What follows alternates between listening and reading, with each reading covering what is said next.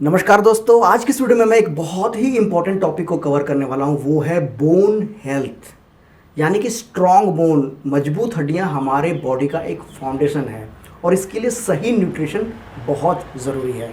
मैं इस वीडियो में आप लोगों को बताऊंगा कि क्या आप खाएंगे, अपने डाइट में आपको क्या इंक्लूड करना चाहिए जिससे आपके बोन्स, हड्डियाँ मजबूत हों। फ्रेंड्स, मैं ऐसे ही यूज़फुल वीडियोस लेकर के आते रहता हूँ हेल्थ से रिलेटेड, तो अगर आप हमारे चैनल में नए हैं तो इसे ज़रूर सब्सक्राइब कर लें। फ्रेंड्स, मैं एक फिजियोथेरेपिस्ट हूँ और मैं अपने क्लिनिक में मैंने देखा है कि कमज़ोर हड्डियों का क्या नुकसान होता है। लोग थोड़े से भी चोट लगती है, बाथरूम में फिसल के गिर जाते हैं जिससे उनकी हड्डियों में फ्रैक्चर हो जाता है। मगर खुशी की बात यह है कि ये हमारे ही हाथ में है कि हम क्या खाते हैं, क्या हम अपने डाइट में इंक्लूड करते हैं जिससे हमारा बोन जो है और मजबूत हो सकता है। तो चलिए सबसे पहले मैं शुरू करता हूँ।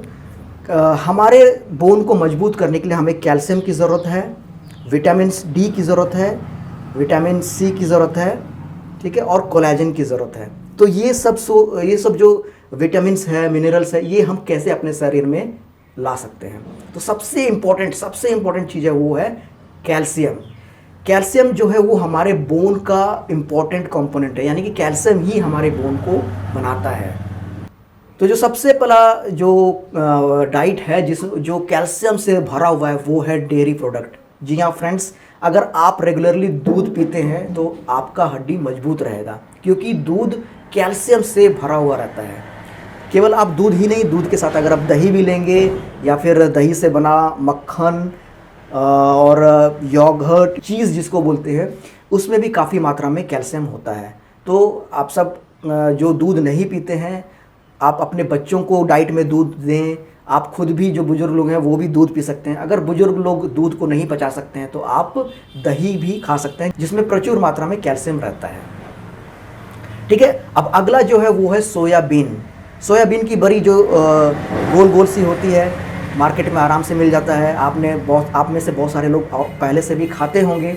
जो नहीं खाते हैं, आज से ही अपने डाइट में सोयाबीन को इंक्लूड कर लें, क्योंकि सोयाबीन भी कैल्शियम से रिच रहता है जो हमारे हड्डियों को मजबूत बनाता है, ठीक है। तो सोयाबीन के बहुत सारे रेसिपीज़ आते हैं, आप यूट्यूब में सर्च करिए सोयाबीन के क्या क्या रेसिपीज़ हैं, जिससे आपको एक हेल्प मिलेगा कैसे आप उसको अपने डाइट में इंक्लूड कर सकते हैं। नेक्स्ट है सोया मिल्क।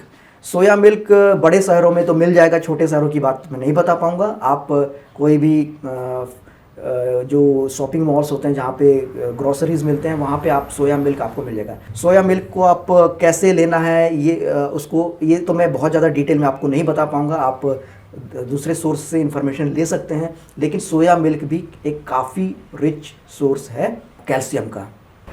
देन अंडा, एग का जो येलो वाला पार्ट है, अंदर में जो येलो पार्ट है, यूजुअली हम सब जानते हैं कि यूजुअली जब हम अंडे को बॉईल करके खाते हैं तो बच्चे लोगों को ऊपर वाला वाइट वाला कवर अच्छा लगता है, लेकिन बीच में जो येलो वाला जो पोर्शन रहता है वो उनको पसंद नहीं आता है। लेकिन वो येलो वाला पोर्शन में ही कैल्शियम भरा हुआ रहता है। अगर आप बाहर वाला कवर को ना खाएं और केवल अंदर वाला को भी खाएं तो भी आपको उससे बहुत न्यूट्रिशन, बहुत फ़ायदा होगा। तो आप अपने डाइट में एग को भी इंक्लूड करें, और एग को आप ऑमलेट बना के खा सकते हैं या फिर आप उसको बॉईल करके खा सकते हैं। बॉयल अंडा भी काफ़ी टेस्टी लगता है। उसके बाद आ गया सीरियल्स में भी काफ़ी मात्रा में कैल्शियम रहता है, जैसे हो गया कॉर्न फ्लेक्स, इन सब में काफ़ी मात्रा में कैल्शियम रहता है। फ्रेंड्स, हमारी फूड हैबिट्स ऐसी है कि हम चाह के भी अपने खाने में कैल्शियम नहीं ले पाते हैं, तो इसके लिए ये कैल्शियम सप्लीमेंट लेना बहुत ज़रूरी है। ये जो कैल्शियम है आर्टलाइफ कंपनी की तरफ से है, जो मैं अपने पेशेंट्स को रेकमेंड करता हूँ। आप भी ये ख़रीद सकते हैं। अगर आप ये ख़रीदना चाहेंगे तो ये आप नीचे मैं डिस्क्रिप्शन में लिंक दे दूँगा, वहाँ पे जाकर के आप इसे ख़रीद सकते हैं। बहुत ही बढ़िया प्रोडक्ट है और ये एक फूड सप्लीमेंट है। अब हम बढ़ते हैं विटामिन डी। देखिए फ्रेंड्स, विटामिन डी जो है वो इनडायरेक्टली हमारे बोन को मजबूत करता है, लेकिन इसका बहुत बड़ा कंट्रीब्यूशन है। कैसे? देखिए, जब भी हम कैल्शियम से रिच फूड लेते हैं तो वो डायरेक्टली हमारे बॉडीज़ को एब्जॉर्ब नहीं कर पाता है। उस चीज़ को एब्जॉर्ब करने के लिए विटामिन डी की बहुत ज़रूरी है। विटामिन डी हमारे शरीर में एक हार्मोन बनाता है जो उस कैल्शियम को एब्जॉर्ब करने में, हमारे शरीर को एब्जॉर्ब करने में हेल्प करता है। तो हमें विटामिन डी के ऊपर भी बहुत फोकस करना है।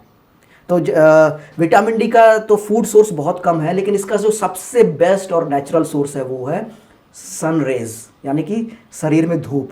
सुबह का धूप जो है हमारे शरीर में जब लगता है, हमारे स्किन में जब पड़ता है, तो अंदर में वो एक एंजाइम बनाता है जिससे वहाँ पे विटामिन डी फॉर्मेशन होता है। ठीक है, तो इसीलिए भी छोटे बच्चों को सुबह सुबह का धूप में खेलने देना चाहिए। जो नवजात शिशु होते हैं, डॉक्टर भी रिकमेंड करते हैं कि आप उसको सुबह का धूप में सेकिए, जिससे अंदर में विटामिन डी का फॉर्मेशन होता है और जो कैल्शियम को एब्जॉर्ब करने में हेल्प करता है और वो हड्डियों को मजबूत बनाता है। उसके बाद कुछ फूड सोर्स भी हैं, जैसे कि फैटी फिश, जो बहुत सारे लोग नॉन वेजिटेरियन नहीं खाते हैं तो आपके लिए वो सूटेबल नहीं रहेगा। लेकिन कई बार क्या होता है कि जब हमें सब प्रचुर मात्रा में विटामिन डी नहीं मिल पाता है, हमारे व्यस्तता की वजह से हम सुबह का धूप नहीं ले पाते हैं, तो आप विटामिन डी का सप्लीमेंटेशन भी ले सकते हैं। मैं आपको एक विटामिन डी का सप्लीमेंटेशन रिकमेंड करूंगा जो मैं यूजुअली अपने क्लिनिक में करता हूं, वो है D2K3। ठीक है, D2K3 ये आर्ट लाइफ का प्रोडक्ट है और ये बहुत बढ़िया प्रोडक्ट है। ये कैप्सूल फॉर्म में आता है। इसे आप सुबह में एक डेली आप एक ले सकते हैं, अगर आप 2 लेंगे तो बहुत अच्छा है, जिससे आपका जो अंदर में शरीर के अंदर में जो विटामिन डी की जो कमी है वो धीरे धीरे पूरा हो जाएगा। उसके बाद है विटामिन सी। देखिए फ्रेंड्स, विटामिन सी बहुत सारे लोग जानते होंगे कि वो हमारे इम्यूनिटी पावर को बढ़ाता है, लेकिन विटामिन सी का हमारे बोन हेल्थ में भी एक रोल है। वो हमारे कोलेजन फॉर्मेशन में भी हेल्प करता है। कोलेजन क्या होता है? हमारा जो जॉइंट है, ठीक है, मान लीजिए ये एक जॉइंट है, जॉइंट के ऊपर में एक स्मूथ सरफेस होता है, वो कोलेजन ही होता है। ठीक है, उस कोलेजन का हेल्थ के लिए विटामिन सी बहुत ज़रूरी है। तो विटामिन सी का भी बहुत सारे अच्छे अच्छे फूड सोर्स हैं। जितने भी सिट्रस फ्रूट है, यानी कि खट्टे फ्रूट है, उनमें काफ़ी मात्रा में विटामिन सी रहता है। जैसे नींबू है, संतरा है, और दूसरे जो जैसे आंवला हो गया, इन सब में काफ़ी मात्रा में विटामिन सी रहता है। इसके साथ साथ में जैसे शिमला मिर्च हो गया, हरा मिर्च हो गया। अगर मैं सब्जियों की बात कर लूँ तो ब्रोकली फूल गोभी जैसा ही दिखता है, वो भी काफ़ी, उसमें भी काफ़ी मात्रा में विटामिन सी रहता है। और आप फूल गोभी का भी सेवन करें जो rich source of vitamin C रहता है। उसके बाद पपाया है, पाइनएप्पल जो अनानास होता है, वो भी, उसमें भी प्रचुर मात्रा में विटामिन सी रहता है। तो इन सबको आप लीजिए, जिससे आपका जॉइंट में जो आर्थराइटिस होने का चांस रहता है वो घट जाता है, अगर आप रेगुलरली विटामिन सी से रिच फूड्स आप लेंगे। फाइनली मैग्नीशियम भी बोन हेल्थ के लिए ज़रूरी है। और मैग्नीशियम का जो सोर्स है वो है नट्स, यानी कि जैसे काजू, पिस्ता, बादाम, ये सब जितने भी नट्स होते हैं वो काफ़ी रिच होते हैं मैग्नीशियम में। तो आप अपने डाइट में नट्स को भी इंक्लूड कर सकते हैं। फाइनली मैं जाते जाते आप लोगों को कुछ मील्स प्लान बता देता हूँ। इसको आप अपने अनुसार ट्वीक कर सकते हैं, एडजस्ट कर सकते हैं। ये जस्ट एक ओवरव्यू है कि जिससे कि आपको आपके खाने में प्रचुर मात्रा में कैल्शियम मिल सके।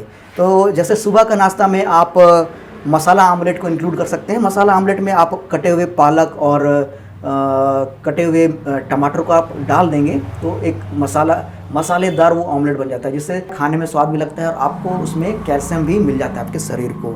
साथ में आप रोटियां भी खाइए, रोटियों में तो फाइबर होता ही है और प्रोटीन होता ही है, तो इससे आपको आपका जो पूरा डाइट आपको अच्छा से मिल जाएगा। उसके बाद दोपहर का खाना में आप दाल जब आप बनाते हैं तो दाल में आप मेथी की जो पत्तियाँ होती हैं, मेथी का जो साग होता है, इसको काट करके आप दाल में मिला दीजिए, जिससे भी काफ़ी अच्छा सोर्स मिल जाता है कैल्शियम का। ठीक है, और साथ में आप दाल में आप जो ड्रम स्टिक बोलते हैं, सहजन, जिसको हम सजना भी बोलते हैं, हम अपनी भाषा में, यहाँ की भाषा में मुनगा बोलते हैं। मुनगा की मुनगा जो है, जो उसका जो फल है, उसको भी काट करके आप डाल सकते हैं। ऑलरेडी कुछ रेसिपीज़ में ये ऑलरेडी प्रैक्टिस में है, जैसे कि सांभर में भी सहजन का जो फल है वो रहता है। तो आप उस टाइप के अगर आप मील्स लेते हैं तो जिसमें आपको कैल्शियम का जो कमी है वो पूरा हो जाएगा। रात के जो खाना है उसमें आप ब्रोकली की सब्जी या फूल गोभी की सब्जी इंक्लूड कर सकते हैं। अगर आप नॉन वेजिटेरियन हैं तो चिकन आप इंक्लूड कर सकते हैं। चिकन एक अच्छा सोर्स है कैल्शियम का। उसके बाद नाश्ता में आप जो शाम का नाश्ता या फिर आप नॉर्मली जो स्नैक्स लेते हैं, उसमें नाश्ता में आप दही में आप नट्स को डालिए, काजू, पिस्ता, बादाम को मिला करके, उसको चीनी उनी मिला करके थोड़ा सा स्वादिष्ट बना करके आप बच्चों को दीजिए। और बच्चे क्या, बड़े लोगों को भी वो काफ़ी पसंद आएगा, तो वो भी काफ़ी अच्छा सोर्स है कैल्शियम के लिए। और भुना हुआ चना जो आजकल के लोग के प्रैक्टिस में नहीं है, लेकिन गांव में भुना हुआ चना को बहुत पसंद किया जाता है। शाम शाम को भुना हुआ चना के साथ भुना हुआ जो बादाम है, वो उसमें मैग्नीशियम होता है जो कि कैल्शियम को के लिए का जो बेनिफिट को और बढ़ा देता है। तो उम्मीद करते हैं ये इन्फॉर्मेशन आपको पसंद लगा होगा। कैसा लगा आप अपना राय दे सकते हैं इस कमेंट बॉक्स में। अगर कुछ चीज़ छूट गया है तो भी आप कमेंट बॉक्स में आप अपना राय दे सकते हैं। एक बार जाते जाते आप सबसे फिर से रिक्वेस्ट करता हूँ, हमारे चैनल को जरूर सब्सक्राइब कर लें। Thank you for watching friends, bye bye.